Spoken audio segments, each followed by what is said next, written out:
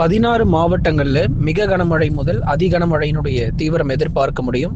நேற்றைய தினங்களில் நம்ம பார்த்தோம் எங்கெங்கெல்லாம் நமக்கு மழை வாய்ப்பு ரொம்ப அதிகமாக இருக்கும் அப்படின்னு சொல்லிட்டு இன்றைக்கு காலை நேரங்களில் கொடுக்கப்பட்ட வானிலை அறிக்கையிலையும் மிக தெளிவாக நம்ம சொல்லியிருந்தோம்.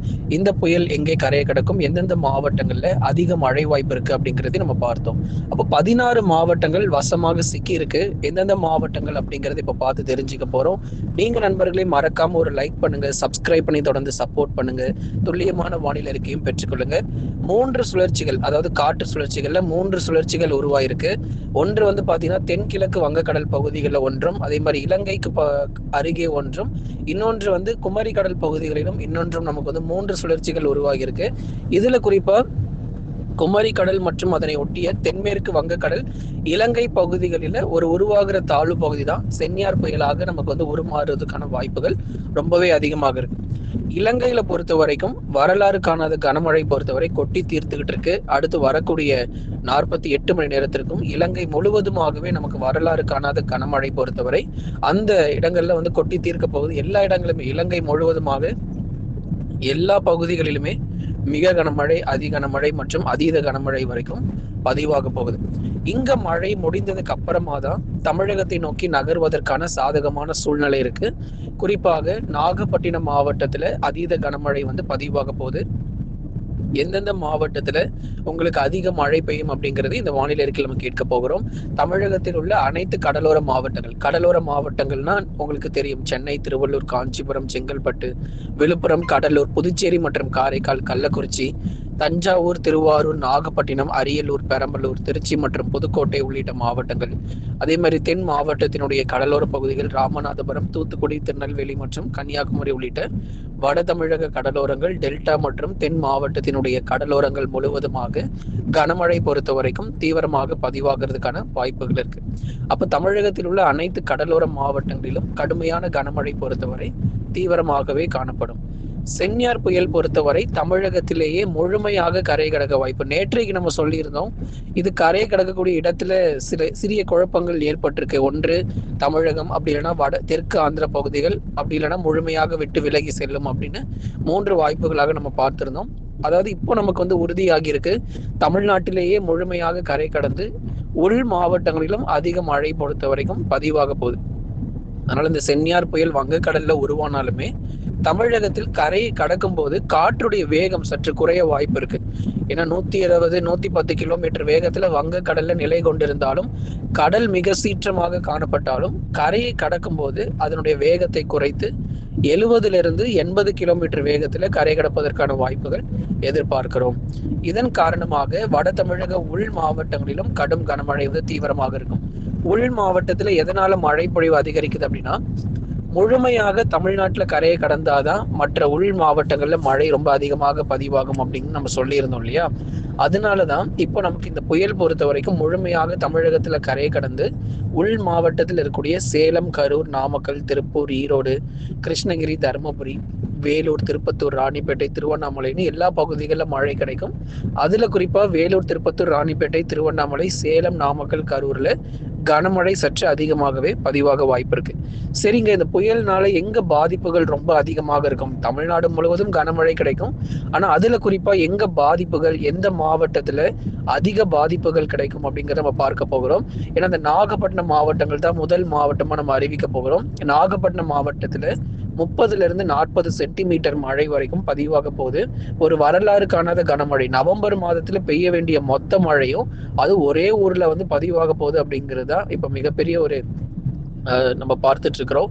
நிறைய இடங்கள்ல, குறிப்பா நாகப்பட்டினம் மட்டும் கிடையாதுங்க, மற்ற மாவட்டங்கள், ராமநாதபுரம் மாவட்டத்துல ராமேஸ்வரம், மண்டபம், கீழக்கரை போன்ற இடங்களிலும் கனமழையினுடைய தீவிரம் ரொம்ப அதிகமாக இருக்கு. ராமநாதபுரம் மாவட்டத்திலும் வரலாறு காணாத மழை கிடைக்கும்.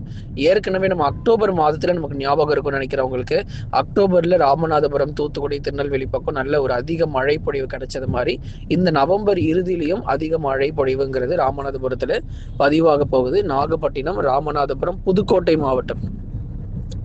மாவட்டத்திலும் அதி கனமழையானது கண்டிப்பா இருக்கும்.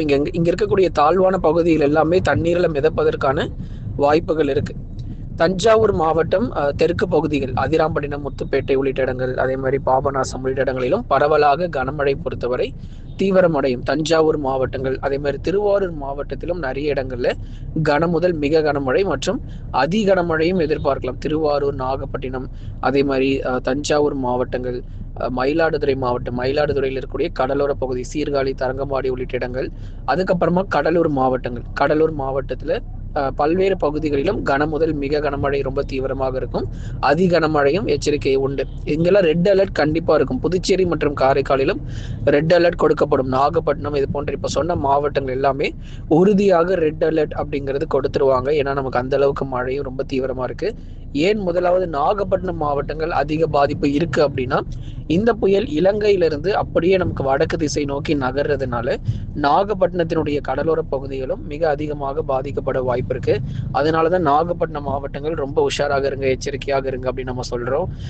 முக்கியமா தாழ்வான பகுதியில் இருக்கிறவங்க, கடலோர பகுதியில் இருக்கிறவங்க இப்பொழுதே நீங்க உஷாராகிடுறது நல்லது.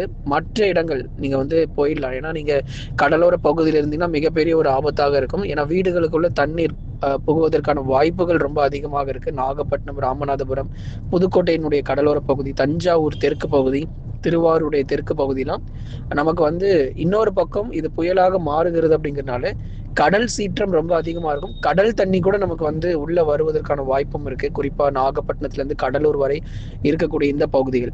சரி, மற்ற இடங்கள் அப்ப என்னதாங்க ஆச்சு? சென்னை போன்ற பகுதிகள் மழை வருமா அப்படின்னு பலரும் கேட்டிருந்தீங்க. சென்னை, திருவள்ளூர், காஞ்சிபுரம், செங்கல்பட்டு, விழுப்புரம், கடலூர், புதுச்சேரி போன்ற இடங்கள் எல்லாமே நமக்கு மழை வாய்ப்புகள் முதற்கட்டமாக நாகப்பட்டினத்துல இருந்து கடலூர் வரைக்கும் மழை வந்த பிறகு அதுக்கப்புறமா சென்னை முதல் விழுப்புரம் வரைக்கும் இருக்கக்கூடிய மாவட்டங்கள்ல மழை பொழிவு, அங்கேயும் மிக கனமழை முதல் அதி கனமழையானது தீவிரம் அடையும். அதனால வடக்கு திசை நோக்கி நகர்கிறதுங்கிறதுனால படிப்படியாக தான் எல்லா மாவட்டங்கள்ல முன்னேறி வரும். ஒரே நேரத்துல எல்லா பகுதிகளிலும் மழை இருக்காது.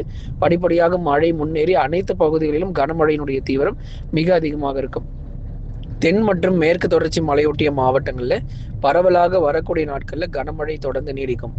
கன்னியாகுமரி, தேனி, தென்காசி போன்ற இடங்களிலும் இந்த தாழ்வு பகுதியின் காரணமாக பரவலாக மழை தீவிரமடைய வாய்ப்பு இருக்கு. கன்னியாகுமரியில தொடர் மழை எதிர்பாருங்க. தூத்துக்குடி, திருநெல்வேலிலாம் விடியற் காலையில அதிக மழை கிடைச்சிருக்கு.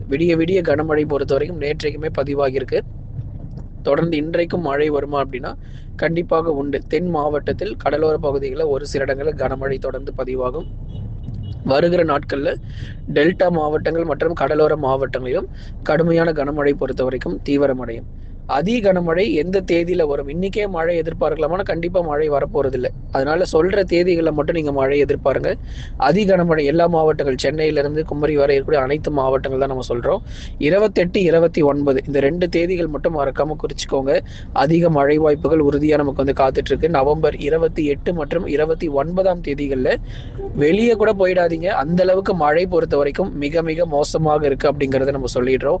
மிக மோசமான மழை பொழிவுகள் இந்த தேதிகளில் தான் அதிகமா காத்திருக்கு. நண்பர்களே, லைக் பண்ணுங்க, மறக்காம சப்ஸ்கிரைப் பண்ணி தொடர்ந்து சப்போர்ட் பண்ணுங்க.